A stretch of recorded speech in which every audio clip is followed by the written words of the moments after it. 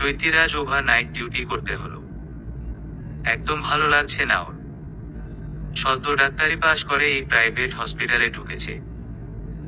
রাত 10টায় ওর ডিউটি শেষ করে বাসায় যাওয়ার জন্য সব গুছাচ্ছিল, এমন সময় একজন আহত লোককে নিয়ে কয়েকজন লোক ধরাধরি করে নিয়ে এলো।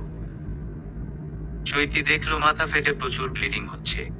তাড়াতাড়ি ইমার্জেন্সি রুমে ঢুকিয়ে ব্যান্ডেজ করা হলো এবং চৈতি তার লোকজনদের বলল রোগীকে ব্লাড দিতে হবে, জলদি ব্যবস্থা করেন। রাত প্রায় তখন 11টা। এত রাতে কেউ নাকি ব্লাড দিতে আসতে পারবে না। হঠাৎ চৈতির খেয়াল হলো ও নিজেই ব্লাড দিতে পারে, ওর ব্লাড গ্রুপের সাথে মিলে। শেষে আর কোন ডোনার না পেয়ে চৈতি ব্লাড দিল। এর মধ্যে ওর যে কলিগের ডিউটিতে আসার কথা ছিল সে ফোন করে জানালো আজ একটা কাজে আটকে গেছে, তাই আসতে পারবে না। চৈতিকে খুব করে অনুরোধ করলো যেন তার জায়গায় ডিউটি করে। অগত্যা মনে মনে বিরক্ত হয়ে অনিচ্ছা সত্ত্বেও চৈতিকে হাসপাতালেই রাতে থাকতে হলো। একটু পর পর রোগীর লোকজন জিজ্ঞেস করতে লাগলো এখন কি অবস্থা। চৈতি একবার বলল এখনো চেতনা ফেরেনি। আবার ভোরের দিকে জিজ্ঞেস করলো কখন হুঁশ ফিরবে। চৈতি বলল স্যালাইন চলছে আর সাথে ঘুমের ঔষধ দেওয়া হয়েছে বলে এখনো ঘুমোচ্ছে। আমার ডিউটি সকাল 8টায় শেষ, অন্য ডক্টর আসবে, ওনার ফ্যামিলি মেম্বার কেউ আসেনি। ঔষধ ও খাবার কিভাবে দিবেন তা নার্সের কাছে বুঝে নিতে হবে। রোগীর লোকজন সবাই বলে উঠল না না, এখন তাদের জানানো যাবে না, যা করার আমরাই করব। চৈতির মাথা ধরা ছিল, তাই ভালো লাগছিল না বলে আর জিজ্ঞেস করলো না কেন। নার্সকে বলল ওনাদের সব বুঝিয়ে দিতে।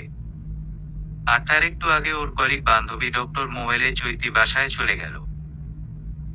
সেই রোগীর সাথে থাকা 4-5 জন বারবার করে চৈতিকে ধন্যবাদ জানাতে লাগলো। বাসায় এলে ওর মাকে বলল আমি এখন গোসল করে ঘুমাবো মা, প্লিজ ডোকো না আমায়।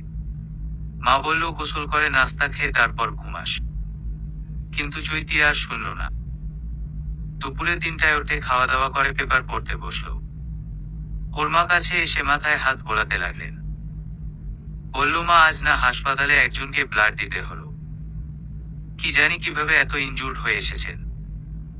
মা বলল তুই ছাড়া আর কেউ ছিল না। ওর মা সাথে সাথে স্যুপ তৈরি করে খাওয়ালেন। রাতের 8টায় ওকে হাসপাতালের অ্যাডমিন অফিস থেকে ফোন করে জানালো রাত 10টা থেকে ডিউটি করতে হবে। যার রাতে ডিউটি সে আগামী 3 দিনের জন্য আসতে পারবে না। রাত 9টায় ওর বান্ধবী মৌ ফোন দিয়ে বলল আরে তোর রোগী তো তোকে দেখার জন্য পাগল হয়ে গেছে, তাড়াতাড়ি আয় হসপিটালে। সকাল থেকে বেটাকে কিছু খাওয়ানো যায়নি। যে তাকে রক্ত দিয়ে বাঁচালো তাকে ধন্যবাদ না জানিয়ে নাকি খাবে না। আমাকে তো তার লোকজন পাগল করে ফেললো তোকে ফোন দিয়ে আসতে বলার জন্য। তুই এলে আমি বাঁচি, বাসায় যেতে পারবো। চৈতি হসপিটালে গেলে মৌ বলল এই রোগী মনে হয় খুব ভিআইপি, নইলে তার সাথে এত লোক কেন? আর কাল রাতের লোকগুলো কন্টিনিউ এখানেই আছে, কারো রেস্ট নাই, ফ্যামিলি নাই। চৈতি বলল এত ভিআইপির কি ফ্যামিলি নাই? তার লোকেরা বলল ফ্যামিলিকে নাকি জানানো যাবে না। কি অদ্ভুত। মৌ বলল তোর রোগী তুই সামলা, আমি এখন গেলাম। এই বলে মৌ চলে গেল। পরে চৈতি জানতে পারল রোগীর নাম খালেদ মোশাররফ। ও বেডের কাছে গিয়ে বলল কি ব্যাপার খালেদ সাহেব, আপনি নাকি কিছু খাচ্ছেন না, হাসপাতালেই থাকার ইচ্ছে নাকি? কিছুক্ষণ তাকিয়ে খালেদ চৈতিকে ধন্যবাদ ও কৃতজ্ঞতা জানালো। চৈতি বলল ধন্যবাদ না জানিয়ে আপনি ঠিকমতো খাওয়া দাওয়া করে সুস্থ হলে আমি খুশি হব। 3 দিন হসপিটাল থাকার পর খালেদকে ডিসচার্জ করে দিল চৈতি। খালেদ যেতে চাইছিল না। চৈতি বলল আরে মশাই, সবাই হাসপাতাল থেকে দ্রুত বাসায় যেতে চায়, আর এক আপনি। মৌ পরে শুনে বলল লোকটা মনে হয় তোর প্রেম পড়েছে রে, তাকে রক্ত দান করে সাথে মনটাও নিয়ে নিয়েছিস। চৈতি বলল খবরদার এসব উল্টা পাল্টা কথা বলবি না। এই লোকটা শুনলাম পাড়ার সবার বড় ভাই, মাস্তানি করে বেড়ায়, এর সাথে জড়িয়ে মজা করলে ভালো হবে না বলে দিলাম। 3 দিন পর আবার খালেদ হাসপাতালে এসে হাজির। চৈতির সেদিন সকালে ডিউটি ছিল। বলল কি ব্যাপার, আপনাকে না 1 সপ্তাহ পর আসতে বললাম ব্যান্ডেজ খোলার জন্য, এখন তো বাসায় রেস্ট নেওয়া উচিত। খালেদ বলল, না, এটার জন্য চুলকায়, আপনি আজই খুলে দিন। একরকম জোর করেই চৈতিকে ব্যান্ডেজ খুলতে বাধ্য করলো খালেদ। ওর সাথে লোকজন বলল, ভাই যা বলছে তাই করেন ডাক্তার। যাওয়ার সময় খালেদ বলে গেল ও আবার আসবে। চৈতি ভাবলো ওর তো আজ রাতেও ডিউটি হতে পারত। লোকটি জানলো কি করে আজ সকালে ডিউটি ফলো করছে না তো? সাথে লোকগুলোরও কেমন একটা ভয় দেখানো ভাব। মৌয়ের কথাই সত্যি নয় তো? এতদিন কত শত ডাক্তার প্রেমের অফার করলো। চৈতি সব সময় বলেছে আগে ক্যারিয়ার করে এইসব, আর এখন কিনা শেষে এই লোকটা। এক সপ্তাহ পর খালেদ আবার তার দলবল নিয়ে হাসপাতালে এলো। চৈতিকে বলল, দেখতে চলে এলাম। দলের একটা ছেলে বলল, ভাইয়ের আপনারে মনে ধরছে তাই বারবার আসে। দলের একজন বয়স্ক মতন লোক বললেন, তুমি রাজি থাকলে তোমার বাসায় আমরা প্রস্তাব দিব। চৈতির মাথা থেকে ব্যাপারটা চলে গেছিল। ও খুব বিরক্ত হয়ে বলল, আপনারা যাবেন নাকি আমি সিকিউরিটিকে ডাকবো? আপনাদের এত বড় সাহস হয় কি করে? পরিস্থিতি বেসামাল দেখে ওদের অ্যাডমিন অফিসার দ্রুত সেখানে এলেন। বললেন, আসলে আমাদের চৈতি ম্যাডাম তো মাত্র পাশ করে বের হয়েছে, এখনই এসব ভাবছেন না। খালেদের লোকজন আরো কিছু বলতো, কিন্তু ও বাধা দিয়ে কিছু না বলে সবাইকে নিয়ে চলে গেল। চৈতিকে অ্যাডমিন অফিসার বলল, আরে ম্যাডাম, এদের সাথে মাথা গরম করবেন না, হিতে বিপরীত হবে। সেদিন বাসায় এসে চৈতি ভাবতে লাগলো, এই লোকটার কত বড় সাহস, আমাকে জ্বালায়। ওর মা জিজ্ঞেস করলো, কি হয়েছে, তোর মেজাজ খারাপ কেন? চৈতি বলল, মাকে সব। মা একটু ভয় পেয়ে বললেন, সাবধানে থাকিস মা, বেশি চটাস না লোকটাকে। চৈতির বাবা ডিবি পুলিশের একজন বড় কর্মকর্তা, খুব কড়া মেজাজের। তাই চৈতি ও ওর মা দুজনেই একটু ভয় করে চলতো। মা ও মেয়ে ঠিক করলো বাবাকে কিছু জানাবে না, নইলে আবার কি শুরু করে। ভালোই চলছিল। মৌ একদিন চৈতিকে বলল, তোর আশিক মনে হয় তোর রণমূর্তি দেখে ভয় পেয়েছে, তাই আর ডিস্টার্ব করতে আসেনি। দুই বান্ধবী নিয়ে কিছুক্ষণ হাসাহাসি করলো। এর কিছুদিন পরেই খালেদ হঠাৎ একদিন চৈতিদের বাসায় গিয়ে সরাসরি বিয়ের প্রস্তাব দিল। সন্ধ্যায় ওরা আসলো। চৈতির মা রাত 8টার দিকে ফোন করে তাড়াতাড়ি বাসায় আসতে বললেন ওকে। ড্রয়িং রুমে ঢুকে লোকটা ও তার সাঙ্গপাঙ্গদের দেখেই চৈতির মেজাজ খারাপ হয়ে গেল। এই রাতের বেলায় সব সানগ্লাস পরে আছে। চৈতিও রুমে চলে গেল। ও ভাবলো বেটা ভালোই করেছে, দেখে যাক আমি কার মেয়ে, বাবা না করে দিবে সেই ভালো হবে। কিন্তু ওকে অবাক করে দিয়ে রাতে খাওয়ার সময় খাবার টেবিলে চৈতির বাবা বলল, খালেদের সাথে তোমার বিয়ে ঠিক করেছি, তুমি কবে ছুটি নিতে পারবে বলো, তখন ডেট ফাইনাল করব। এ কথা শুনে খাওয়া বন্ধ হয়ে গেল। ও বলল, বাবা এর মানে কি? আমি একটা মাস্তানকে বিয়ে করব? আরেও মাস্তান নয়, রাজনীতি করে, এটা তো খারাপ নয়। ছেলে ভালো, শিক্ষিত, আর্থিক অবস্থাও ভালো, ঢাকায় বাড়ি আছে, তাই বলে একটা অশিক্ষিতকে বিয়ে করব? ওর মা বলল, ছেলেটা নাকি বিয়ে পাস। বাবা, তবুও আমি এ লোককে বিয়ে করতে পারবো না। চৈতি খাওয়া ছেড়ে উঠেই রুমে চলে গেল। পরদিন অফিস শেষে চৈতি মৌকে ফোন দিল। বলল, আজ বাসায় ফিরবো না, তোর বাসায় থাকবো। মৌ বলল, কোন সমস্যা নেই, চলে আয়। মৌয়ের বাসায় ঢুকেই চৈতি বলল, আমার আর ঢাকায় থাকতে ইচ্ছে করছে না। কেন, কি হলো? কাল রাতে ওই লোকটা বাসায় এসেছিল বিয়ের প্রস্তাব নিয়ে। তুই ভাব একবার, কত বড় সাহস। কালো গোপালা মাস্তান একটা, তাকে নাকি আমি বিয়ে করব? তো করিস না। আরে সেটাই তো ভাবলাম, বাবা না করে দিবে, কিন্তু না। আমাকে বলে কবে ছুটি নিতে পারবো, বিয়ের ডেট ফাইনাল করবে। রাতেই চৈতির বাবা ফোন করে বললেন, আমি গাড়ি পাঠাচ্ছি, এক মুহূর্ত দেরি না করে চলে আসবে। চৈতি একটু ভয়ে ভয়ে বাসায় ফিরল। মাকে জানিয়েছিল যে আজ মৌয়ের বাসায় থাকবে। বুঝলো বাবা খুব রাগ করেছে। রাতে খাওয়ার পর বাবা ডাকলেন, বললেন, অন্যের বাসায় রাত কাটানো আমার পছন্দ নয়, আর খালেদকেই তোমার বিয়ে করতে হবে। ছুটি ম্যানেজ করে আমাকে জানাবে। চৈতি আর কিছু বলতে পারল না। নিজের রুমে গিয়ে কেঁদে বালিশ ভেজাতে লাগলো। ওর মা রুমে এসে মেয়ের মাথায় হাত বোলাতে লাগলেন। চৈতি বলল, তোমরা আমাকে মেরে ফেলমা, তবু এই লোকের কাছে বিয়ে দিও না। ওর মা বলল, বুঝতেই পারছিস পলিটিক্স এলো, নইলে তোর বাবার ক্ষতি করবে আর ক্যারিয়ারের 12টা বাজিয়ে দিবে। ছেলেটা কিন্তু খারাপ না মা, রাজি হয়ে যা মা। চৈতি বলল, আমার ক্যারিয়ারের দরকার নাই মা, তুমি বাবাকে বোঝাও। ওর মা বলল, তুই তো তোর বাবাকে চিনিস, আর আমার মতামত উনি জানতে চান না, বললেও শোনেন না। আজই ওদের ফোন করে পাকা কথা দিয়েছেন। তবে আমার মরণই ভালো মা, চৈতি বলল। 1 সপ্তাহ পর চৈতির বিয়ের তারিখ পড়ল।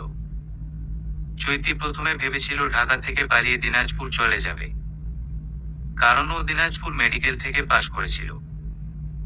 ভেবেছিল ওর কোনো প্রফেসরকে বলে সেখানে কোনো জবে ঢুকে যাবে। কিন্তু ওর বাবা বুঝতে পেরেছিলেন মেয়ে ঝামেলা করতে পারে, তাই ওর পিছনে লোক লাগিয়ে রাখলেন, আর কোথাও একা যেতে দিলেন না। এর মধ্যে ওর মা শপিং করলেন একা একা। চৈতি ডিউটির দোহাই দিয়ে সরে থাকতো। তো একদিন ওর বান্ধবী মৌ হেল্প করলো। বিয়ের আগের দিন খালেদ বিয়ের শাড়ি গহনা সব পাঠিয়ে দিল। হলুদের সময় মৌ চৈতিকে বলল, দেখ তোর হবু বরের কিন্তু রুচি আছে, সব কেনাকাটা খুব ভালো হয়েছে। মৌয়ের কথা চৈতির কানে গেলি না, ও অন্যদিকে তাকিয়ে রইল। বিয়ের দিন বরযাত্রী আসার পর মৌ ও অন্যান্য বান্ধবীরা বলল, চৈতি তোর বরের হাইটটা কিন্তু বেশ, দেখতে একটু কালো, এই যা। চৈতির কানে ওদের কথা ঢুকল না, আর মনে মনে ভাবছে, আমার এসবে কিছু যায় আসে না, আমার ব্যবস্থা আমি করে ফেলেছি। বিয়ের রাতে চৈতি খালেদের বাড়ি মানে শ্বশুরবাড়ি এসে বুঝলো খালেদদের আর্থিক অবস্থা খুব ভালো। ওর মা শিখিয়ে দিয়েছিল শাশুড়ির পা ছুঁয়ে সালাম করতে। চৈতি ভেবেছিল ও এসব নিয়ম পালন করবে না, কারণ ও তো এখানে সংসার করতে চায় না। কিন্তু খালেদের মা চৈতিকে এমন ভাবে জড়িয়ে ধরলেন আর পাশ থেকে ওর যা পাশ থেকে ফিস ফিস করে বলল, মাকে সালাম কর। চৈতি তাই না করে পারল না। বাসর ঘরটা খুব সুন্দর করে সাজানো ছিল। ওর শাশুড়ি রাতে ওকে নিজ হাতে খাইয়ে দিলেন। খালেদ বাসর ঘরে ঢোকার পর দরজা বন্ধ করে দিয়ে। চৈতি বলল, আপনি দরজা কেন বন্ধ করলেন? খালেদ বলল, বেডরুমে তো দরজা বন্ধ করেই ঘুমাবো। চৈতি বলল, খবরদার আপনি এ বিছানায় বসবেন না। ও মা, আমার বিছানায় আমি বসবো না। না, আপনি বিছানায় আসলে আমি মাটিতে ঘুমাবো। খালেদ বলল, অসুবিধা নাই, মাটিতে কার্পেট আছে, কষ্ট হবে না। আপনি আমার সাথে মশকরা করছেন। আমি এ বিয়ে করতে চাইনি, বাবা জোর করে দিয়েছে, আর বাবার ওপর জোর খাটিয়েছেন আপনি।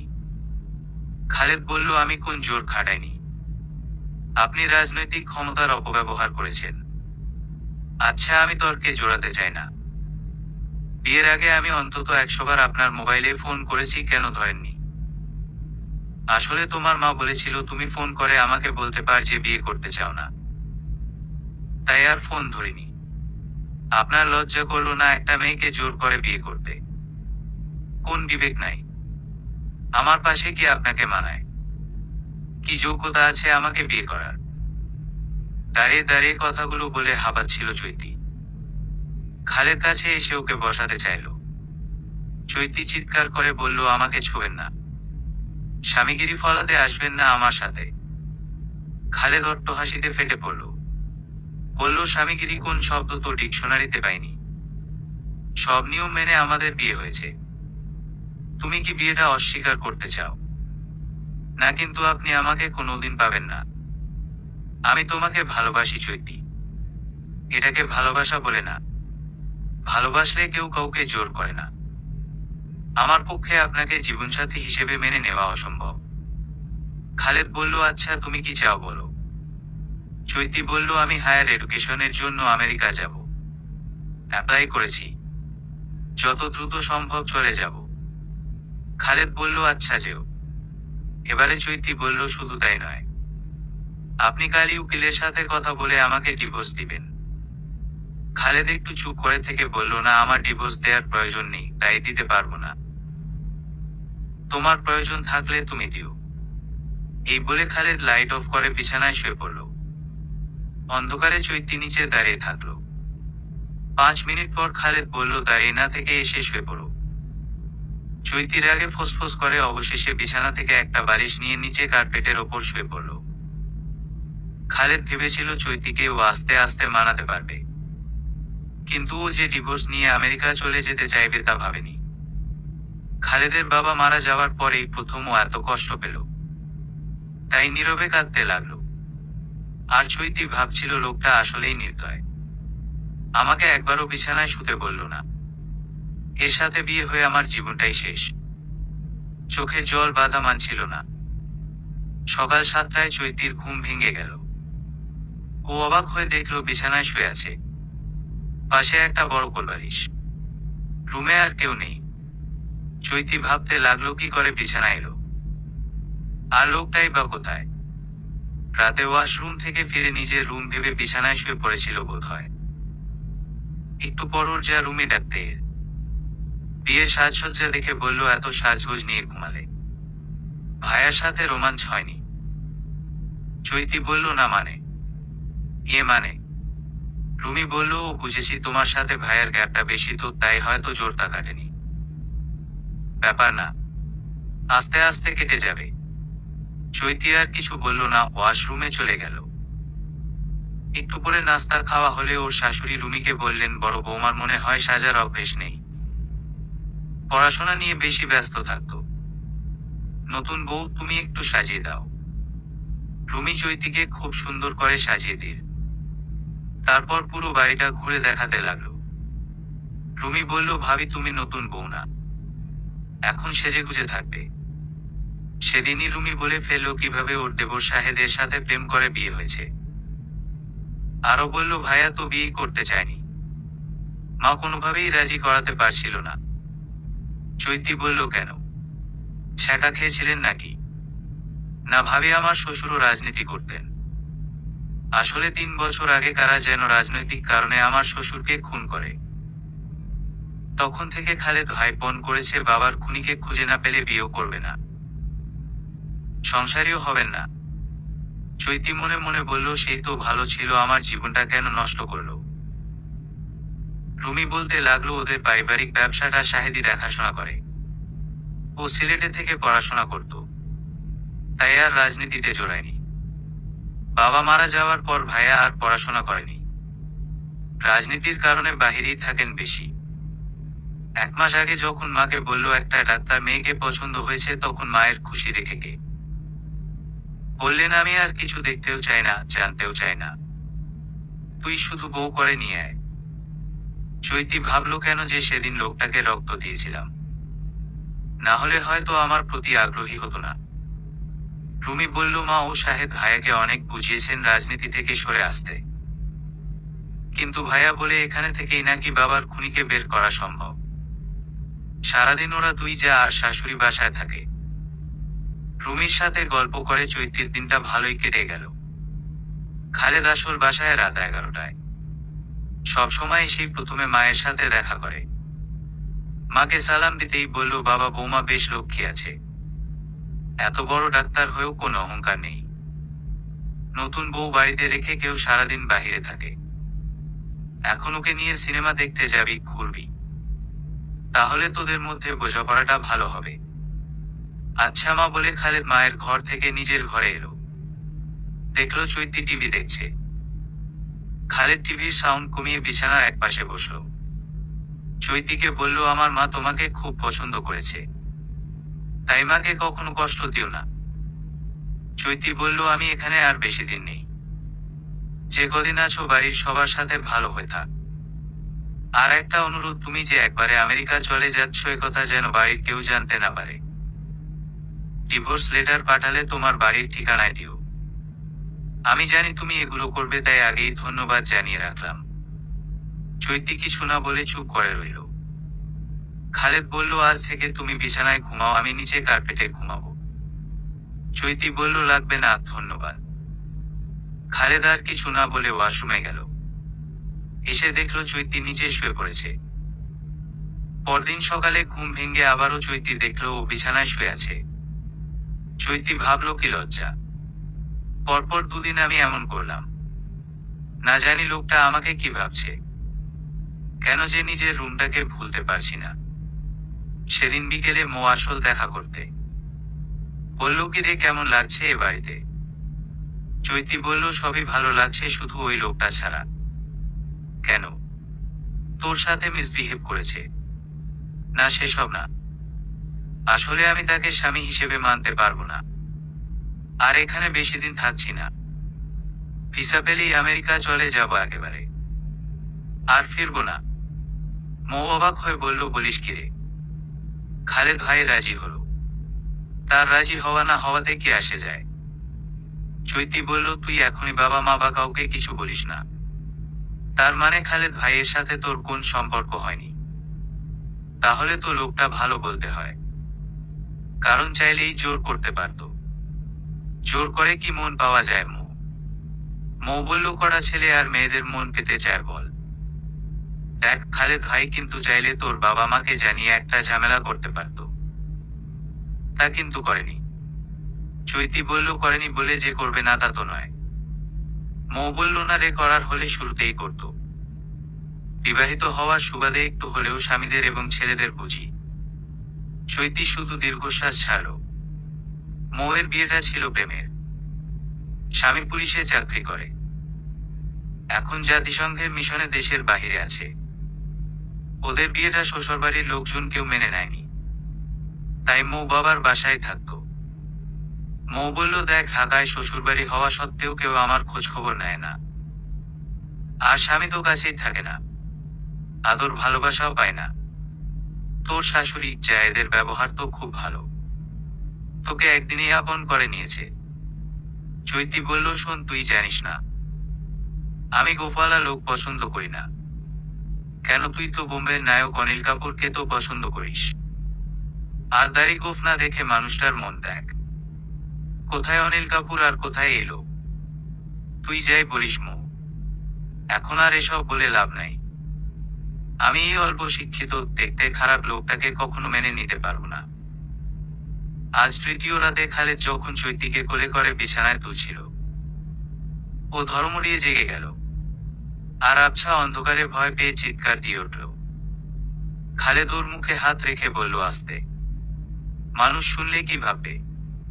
বুঝি জোর করে সম্পর্ক করার চেষ্টা করছি? চৈতি কোল থেকে ছুটে নামার চেষ্টা করে, পারল না। বুঝলো খালেদ বেশ শক্ত সামর্থ্য। চৈতিকে বিছানায় শুইয়ে দিয়ে বলল, তুমি বিছানায় ঘুমাও, প্রতিদিন মাটিতে ঘুমালে ঠান্ডা লেগে যাবে। আমি এখন আর ঘুমাবো না। চৈতি জিজ্ঞেস করলো, কটা বাজে? খালেদ মোবাইল দেখে উত্তর দিল, 2টা। এই বলে একটু দূরে রাখা রিডিং টেবিলে বসে খালেদ ল্যাম্প জ্বালিয়ে বই পড়তে লাগলো। চৈতির আর ঘুম আসছিল না। শুয়ে শুয়ে ভাবতে লাগলো, তাহলে আমি ঘুমের ঘোরে বিছানায় যাইনি। যাক, লজ্জা পাওয়ার কিছু নাই। বিয়ের 3 দিন পর চৈতি অফিস জয়েন করলো। সবাই মিষ্টি খেতে চাইলো আর বরকে দেখতে চাইলো। এরপর দিন রাতে বিছানায় শুয়ে চৈতি টিভি দেখতে দেখতে ঘুমিয়ে পড়েছিল। খালেদ এসেছিল রাত 12টায়। আস্তে করে টিভি আর লাইট বন্ধ করে মাটিতে শুয়ে পড়ল। আবার সকালে চৈতির ঘুম ভাঙার আগেই উঠে চলে গেল। চৈতি সকালে জেগে ভাবতে লাগলো, লোকটা কি রাতে বাসায় ফিরেনি, নাকি আমাকে বিছানায় দেখে সেই ফ্লোরে ঘুমালো? প্রতিদিন এত ভোরে উঠে কোথায় যায়? ভাবলো আজ রুমিকে সব জিজ্ঞেস করবে। একদিন চৈতির শাশুড়ি বলল, বৌমা, তুমি রান্না করতে চাইলে আমাদের বলো, আমরা সব রেডি করে দিব। চৈতি দেখলো কাজে লোকেরা সব রেডি করে দেয়, আর ওর শাশুড়ি ও যা রান্নাটা নিজ হাতে করে। শাশুড়ির কথায় চৈতি লজ্জা পেয়ে বলল, মা, আমি তো তেমন কিছু রান্না করতে পারি না। খালেদের মা বলল, সেটাই তো স্বাভাবিক মা, সংসার জীবন তো শুরু করনি, সব আস্তে আস্তে শিখবে। পরদিন চৈতি অনেক রাত পর্যন্ত জেগে বসে রইল, কারণ ও ভাবলো নিচে ঘুমিয়ে পড়লে খালেদ কোলে করে বিছানায় তুলে দিবে, আর বিছানায় ঘুমিয়ে পড়লে খালেদ হয়তো না ঘুমিয়ে রাত কাটাবে। আবার ভাবলো, ওই লোকের জন্য আমি এত কেন ভাবছি? খালেদ রাতে ফিরে দেখে চৈতি টিভি দেখছে। বলল, এত রাত জেগে টিভি দেখা ঠিক নয়, সকালে ডিউটি আছে না। চৈতি বলল, আপনার জন্যই ঘুমাতে পারিনি, বসে আছি। কেন, স্বামী সেবা শুরু করবে নাকি? শুনুন, আপনার বাড়িতে এসে আপনার বেড কেড়ে নিতে চাই না, মাঝে বালিশ দিয়ে আপনিও পাশে ঘুমাবেন। 15 দিন পর চৈতি ভিসা পেয়ে গেল। ও শুধু খালেদকে জানালো। আমেরিকা যাওয়ার ব্যাপারে চৈতির বন্ধু রাসেল ওকে হেল্প করছিল। রাসেল আরো আগে থেকে চৈতির প্রতি ফুটবল ছিল, তাই মনে মনে ঠিক করলো চৈতি যেহেতু স্বামী ছেড়ে একবারে চলে যাচ্ছে তাহলে ওকে বিয়ের জন্য প্রপোজ করবে। খালেদ এক রাতে ওর মাকে বলল যে চৈতি আমেরিকা যাবে বড় ডিগ্রি আনতে। ওর মা বলল, বেশ তো যা, তুই ওর সাথে যা। কি যে বল না মা, এখানে আমার কত কাজ। চৈতির শাশুড়ি গোছাতে লাগলেন কি কি দেবেন বউকে যাওয়ার সময়। একদিন খালেদকে জোর করে পাঠালেন চৈতির সাথে শপিং করতে। খালেদ ওর ক্রেডিট কার্ডটা সাথে দিয়ে একা গাড়িতে বসে রইল। চৈতি বাসার সবার জন্য কেনাকাটা করে আনলো, নিজে শুধু একটা 3 পিস নিল। ওর শাশুড়ি বলল, মানুষ বিদেশ যাওয়ার সময় কত কি কেনাকাটা করতে হয়, তুমি তো কিছুই কিনলে না, নিশ্চয়ই খালেদ তোমাকে সময় দেয়নি। খালেদকে একটু বকাবকি করলেন ওর মা। পরদিন রুমি সহ আবার শপিং করতে পাঠালেন। চৈতি ওর বাবা মায়ের সাথে অভিমান করে ফোন করতো না, কথাও বলতো না। মাঝে মাঝে মা ফোন করলে টুকটাক কথা বলতো। খালেদ চৈতির বাবাকে জানিয়ে রাখলো যে আর 1 সপ্তাহ পর চৈতি আমেরিকা চলে যাচ্ছে। প্রথমে ওর বাবা খুব ক্ষেপে গেলেন, সাথে সাথে মেয়েকে ফোন করতে চাইলেন। খালেদ ওনাকে বাধা দিয়ে থামালো, বলল, ও যদি আমার হয় তবে নিশ্চয় একদিন আমার কাছে ফিরে আসবে, আমি ওর সাথে জোর করতে চাই না। চৈতির বিয়ের প্রায় 1 মাস পরে ও আমেরিকা চলে গেল পড়তে।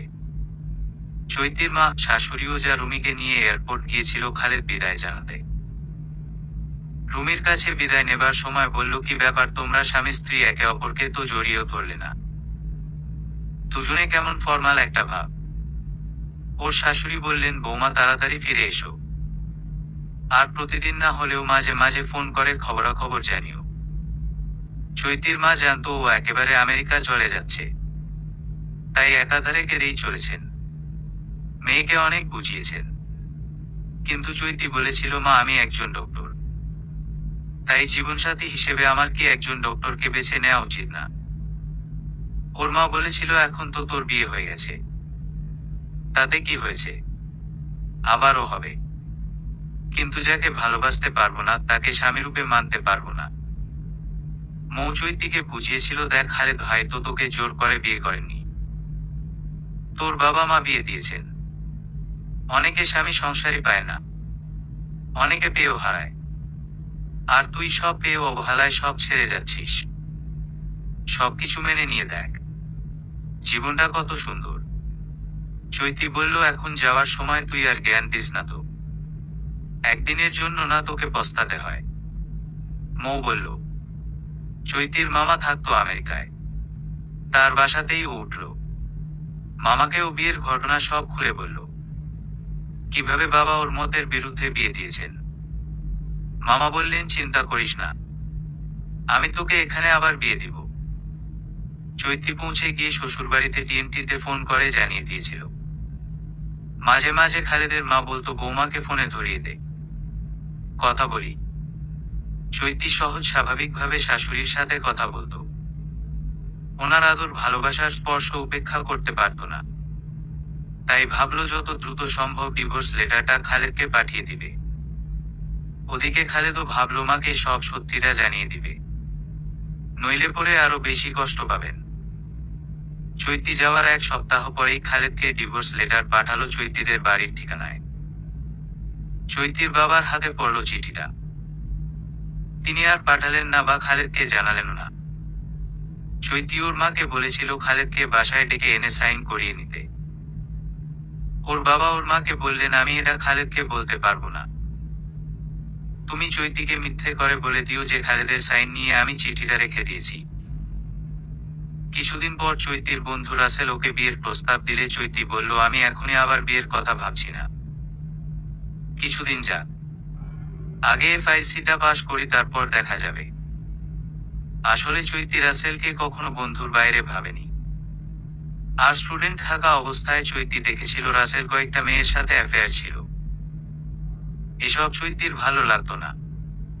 চৈতি বেশিরভাগ সময় পড়াশোনা নিয়েই ব্যস্ত থাকতো। এদিকে ওর মামা ওখানকার পরিচিত বাঙালিদের চৈতির জন্য ছেলে দেখতে বললেন। তো দেখা গেল বাঙালি ছেলে পেলেও তারা জন্ম থেকেই আমেরিকাতে বড় হয়েছে, তাই মোটেও বাংলা ভাষায় কথা বলতে পারে না। তাই চৈতির পছন্দ হতো না। চৈতির মামা মামি ওর আগের বিয়ের ব্যাপারটা গোপন রাখতে চাইতেন, কিন্তু ও ছেলে পক্ষকে আগেই সেটা বলে দিত। সে কারণেও অনেকে পছন্দ করতো না। একদিন ও মামাকে বলল, এবার ছেলে দেখা বন্ধ রাখো মামা, বিয়ে তো আমার হয়েছে একবার, আর ভালো লাগছে না। এদিকে খালেদ ভাবল, চৈতি যেহেতু ডিভোর্স লেটার পাঠায়নি, তাই মাকে এখন জানানোর দরকার নাই। আবার মা জানলে হয়তো খালেদকে আবার বিয়ে করাতে চাইবেন। কিন্তু এ জীবনে খালেদ আর কোন মেয়েকে জীবনসাথী রূপে মেনে নিতে পারবে না। না হয় একাই জীবন কাটিয়ে দিবে। আর যে রাজনীতিও করে তাদের কোনোদিন হয়তো মরে পড়ে থাকবে রাস্তায়। তার চেয়ে বরং চৈতি ছেড়ে চলে গিয়ে ভালোই করেছে। নতুন করে জীবন শুরু করুক। চৈতির প্রতিও রাগ বা অভিমান কোনোটাই নেই। একদিন চৈতির যা রুমি খালেদকে বলল, ভাইয়া ভাবি কি ওখানে গিয়ে মোবাইল নিয়েছে, নম্বরটা দাও, কথা বলবো। এখন আমার কাজ আছে বলে খালেদ বেরিয়ে গেল। রাতে বাসায় ফিরলে রুমি আবার ধরল, ভাইয়া তোমার আর ভাবির মধ্যে নিশ্চয় কিছু হয়েছে, নইলে আজ 2 মাস হয়ে গেল তোমাকে কথা বলতে দেখলাম না। মা কথা বলতে চাইলেও দেও না। খালেদ জিজ্ঞেস করলো, মা ঘুমিয়েছে? রুমি, হ্যাঁ। খালেদ, তাহলে আমার রুমে আয়। রুমি খালেদের রুমে এলেও বিয়ের প্রথম দিন থেকে সব খুলে বলল। শুনতে শুনতে রুমি কাঁদছিল। বলল, ভাইয়া এটা ভেবে খুব খারাপ লাগছে যে আমি এত কাছে থেকেও কিছু বুঝতে পারিনি। খালেদ, মাকে কিন্তু তোরই সামলাতে হবে। রুমি, ভাবছি আমার এত খারাপ লাগছে, মা শুনলে না জানি কতটা কষ্ট পাবে। খালেদ বলল, আমি একটা কাজে দক্ষিণ আফ্রিকা যাব, কবে আসবো তার ঠিক নেই। এর মধ্যে তুই আর শাহেদ মাকে সব বলিস, আর শান্ত থাকতে বলিস। আচ্ছা বলে মন খারাপ করে নিজের ঘরে ফিরে গেল রুমি। খালেদ দেশের বাহিরে চলে গেলে একদিন রুমি চৈতির বাপের বাড়িতে গিয়ে ওর মোবাইল নম্বর নিয়ে এলো কথা বলার জন্য। রুমি একদিন চৈতিকে ফোন করে বলল, ভাবি ভাইয়ার কাছে আমি সব শুনেছি। ভাইয়া মানুষ হিসেবে খুব ভালো, নিজের ভাসুর বলে বলছি না, প্রায় 10 বছর ধরে তো দেখছি। তুমি মানুষটাকে চিনলে না। তুমি একদিন জানতে চেয়েছিলে না ভাইয়া এত ভোরে উঠে কোথায় যায়। ভাইয়া আগেই নিষেধ করেছিল, তাই বলতে পারিনি। এখন শোন, ভাইয়া নিজেই রাস্তায় রাস্তায় ঘুরে অনাথ বাচ্চাদের ধরে নিয়ে আসে আর তাদের জন্য একটা এতিমখানা খুলেছে। প্রতিদিন ফজরের নামাজ পড়ে ভাইয়া ওদের সাথে সময় কাটায়। সারাদিন তো আর সময় পায় না, তাই খুব ভোরে চলে যায়। যাওয়ার আগে আমাকে ও শাহেদকে এতিমখানার দায়িত্ব দিয়ে গেছেন। যাওয়ার আগে বাচ্চাগুলোর কান্না দেখে বুঝলাম ওরা এই মানুষটাকে কতটা ভালোবাসে। আমি ও শাহেদ হয়তো সেই ভালোবাসা পূরণ করতে পারবো না। যাক, সেসব নিয়ে কথা বলতে ফোন করিনি। অল্প কদিনেই মা, আমরা তোমাকে ভালোবেসে ফেলেছি। মাকে ভাইয়া বা আমি কেউ এখনো বলতে পারিনি। তাই একটা অনুরোধ মা, যদি তোমার সাথে কথা বলতে চায়, একটু কথা বলো প্লিজ। আর তোমাদের ছাড়াছাড়ির ব্যাপারটা জানিও না। পুরো মানুষটা না হলে হার্ট অ্যাটাক করে মারাই যাবেন। ভাইয়াও দেশের বাহিরে চলে গেলেন, কবে ফিরবে ঠিক নাই। এখন মা এসব জানলে খুব কষ্ট পেয়ে হয়তো অসুস্থ হয়ে যাবেন। আমিও শাহেদ একা মাকে সামলাতে পারবো না, তাই তোমার কাছে এই অনুরোধ। ফোন রাখার পর চৈতির মনটা খারাপ হয়ে গেল। ওর মামি বলল, কি রে, আগের মানুষদের সাথে কিসের এত কথা, কথা বললে কিন্তু পিছুটান ছাড়তে পারবি না। চৈতি বলল, ডিভোর্স হয়ে গেছে, আর কিসের পিছুটান। ওদিকে রাসেল চৈতির কাছে প্রত্যাখ্যাত হয়ে ওকে বিয়ে করার জন্য নতুন ফোন দিয়ে আটল। চৈতির অনুপস্থিতিতে বাসায় এসে ওর মামা মামিকে ধরল। পরদিনই চৈতির মামি শুরু করলেন, কতদিন আর একা থাকবি? রাসেল ছেলেটা খারাপ কিসে? আর তুই তো ডক্টর ছেলেই চেয়েছিলি। অন্য কেউ তো তোর আগের বিয়েটা মেনে নিতে চাইছে না। ও যখন সব জেনে শুনে বিয়ে করতে চাইছে তখন রাজি হয়ে যা। চৈতি ওর মামাকে বলল, রাসেলের চরিত্র ভালো না মামা, বোঝার চেষ্টা করো। আমি ওকে না করাতে ওর আরো জেদ চেপে গেছে। সেই ফার্স্ট ইয়ার থেকে দেখছি ও এরকম। কোন মেয়েকে তার বেশি দিন ভালো লাগে না? মামি বলল, আরে বিয়ের আগে ছেলেরা অমন একটু থাকে, বিয়ের পর সবাই বদলে যায়। মামির কথায় চৈতি খুব বিরক্ত ও রাগ হলো। তাই একটু কড়া ভাষায় বলল, মামি আমি এখানে পড়তে এসেছি, বিয়ে করতে আসিনি। আমি যদি তোমাদের বোঝা হয়ে থাকি তাহলে বলো, ডরমিটরিতে উঠে যাব। বলে নিজের রুমে চলে গেল। চৈতির মামা বলল, থাক, ওকে আর জোর করো না। চৈতির শাশুড়ি ওকে নিজের মেয়ের মতন ভালোবাসতো। একদিন দুপুরবেলা চৈতিকে বলেছিল, আসো বৌমা, চুলে তেল দিয়ে দিয়ে বিনুনি করে দেই। ও বলল, মা আমি তো চুলে তেল দিই না। শাশুড়ি বললেন, আসো আমার কাছে, দেখবে ভালো লাগছে। রুমি বলেছিল, ভাবি দিয়ে দেখ। শাশুড়ি যখন চুলে তেল ম্যাসাজ করছিল, চৈতির আরামে ঘুম চলে আসলো। খালেদদের বাড়িতে 1 মাস যে কিভাবে কেটে গেছিল চৈতি টের পায়নি। এখনো একা থাকলে পুরনো স্মৃতি মনে পড়ে ওর। ও ভেবে দেখলো, বাবা মা বন্ধু বান্ধবীর পাশাপাশি ওর রুমি ও শাশুড়ির কথাও মনে পড়ছে। ও বুঝতে পারলো আসলে সহজ সরল এই মহিলাকে ও ভালোবেসে ফেলেছে। কিন্তু চৈতির কি দোষ? যে মানুষটা রুচিলা এই সংসার, তাকেই তো মেনে নিতে পারেনি ও, তাই সংসার ছেড়েছে। খালেদ বাড়িতে ফোন করে শুধু ওর মায়ের সাথে কথা বলতো। প্রায় দিনই মা কাঁদতো, বলতো, বাবা টাকা পয়সার দরকার নাই, বুকের মানিক বুকে আয়। খালেদ সান্ত্বনা দিয়ে বলতো, মা একটা মিশনে এসেছি, শেষ না হলে তো ফিরতে পারবো না। দেখতে দেখতে 1 বছর হয়ে গেল চৈতির আমেরিকায়। রাসেল এখনো ওর পিছনে লেগে রয়েছে। চৈতি বুঝতে পারতো যে রাসেলকে বিয়ে করলেও থাকবে ঘরওয়ালি, আর বাহিরওয়ালি যে কতজন এখনো আছে তার হিসেব নেই। এরকম কাউকে জীবনসাথী রূপে গ্রহণ করতে চৈতির রুচিতে বাঁধে। সেদিন চৈতি রাসেলকে বিয়ে করতে রাজি না হওয়ায় ওর মামি তার ননাস মানে চৈতির মাকে ফোন করলো। বলল, আপা তুমি আর দুলা ভাই চৈতিকে বলে রাজি করাও। চৈতির বাবা মা ফোন করে চৈতির সাথে কথা বললেন। চৈতি বলল, বাবা FIC পাস করতে আমার আরো 1 বছরের মতো লাগবে, তারপর একটা চাকরিতে ঢুকে ভেবে দেখব। ওর বাবা বললেন, এর মধ্যে তোর মামা ছেলে দেখুক, যদি কাউকে পছন্দ না হয় তবে দেশে ফিরে আসবি। এখানে আমি একটা ছেলে পছন্দ করেছি তোর জন্য। চৈতি FIC পাস করে ফেললো 2 বছরেই। এবার ওর বাবা মা বললেন, অনেক তো আমাদের সাথে রাগ করে দূরে থাকলি, এবার দেশে ফিরে আয়। চৈতি বলল, দেখি আগে এখানে কিছু করতে পারি কিনা। ওর মা বললেন, তবে তুই রাসেলকে বিয়ে করে সংসারী হ, পরে এই ছেলেটাও হারাবি। চৈতির কাছে রাসেলের বেহায়াপনা অসহ্য হয়ে উঠেছিল, তাই সিদ্ধান্ত নিল দেশে ফিরে যাবে বাবা মায়ের কাছে। মৌকে একদিন ফোন করলো চৈতি। ও বলল, দেশে ফিরে আয়, কাছের মানুষকে ফেলে বিদেশ পড়ে থেকে শান্তি আছে নাকি? চৈতি বলল, কাছের মানুষ আর বানাতে পারলাম কই। চৈতির সাথে ওর শাশুড়ি ও রুমির মাসে 1বার কথা হতো।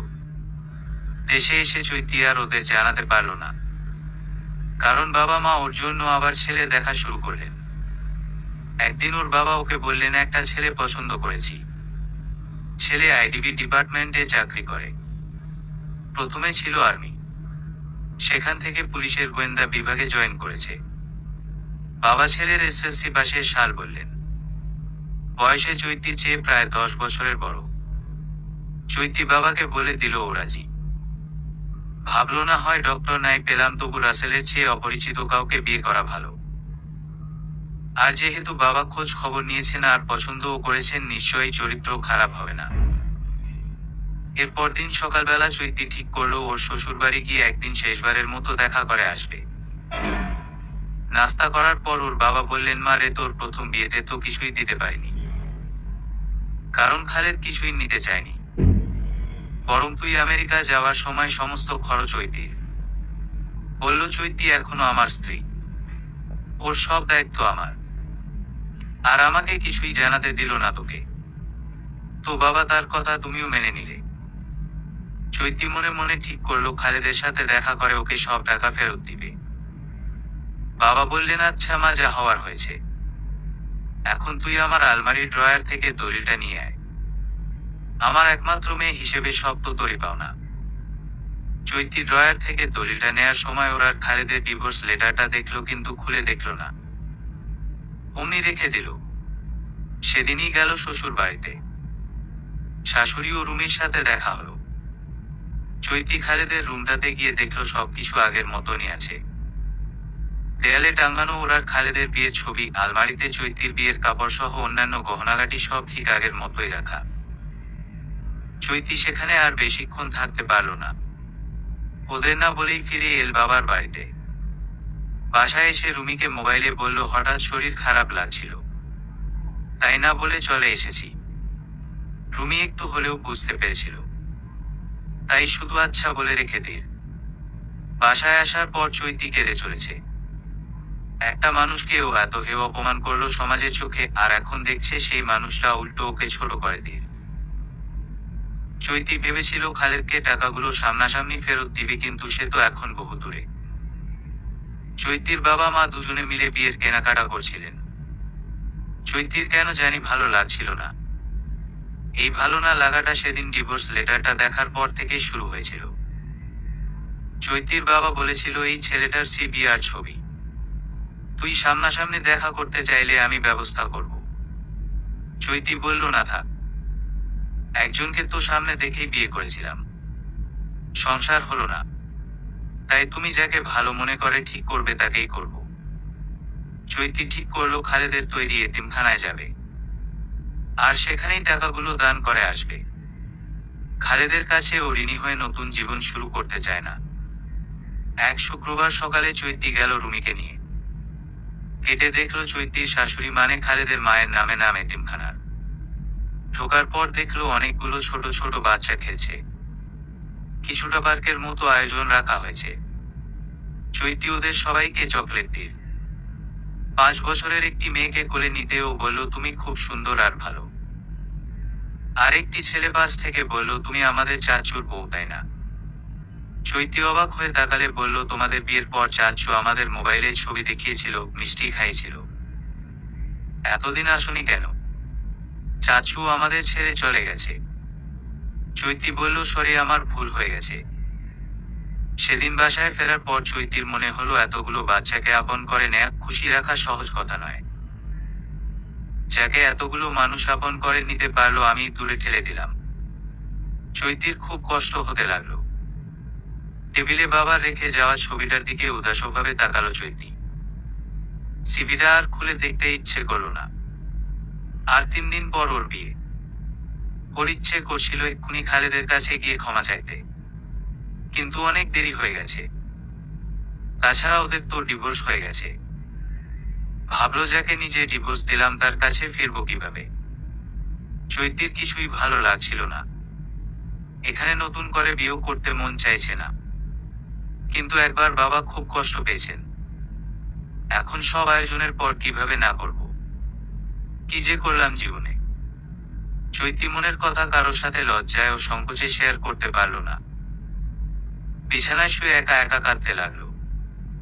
দ্বিতীয়বার বিয়ে বলে চৈতি বেশি আড়ম্বর করে অনুষ্ঠান করতে চাইল না। বলল বাসায় করতে। বিয়েতে অতিরিক্ত খরচ না করে ভাবলো এতিমখানায় টাকা দিয়ে দিবে। তবু প্রায় 100 জনের মতো গেস্ট হলো। চৈতির খুব মন খারাপ ছিল। মৌ বারবার জিজ্ঞেস করছিল কি হয়েছে, কিন্তু চৈতি কিছু না বলে পুতুলের মতো মাথা নিচু করে বসে থাকলো।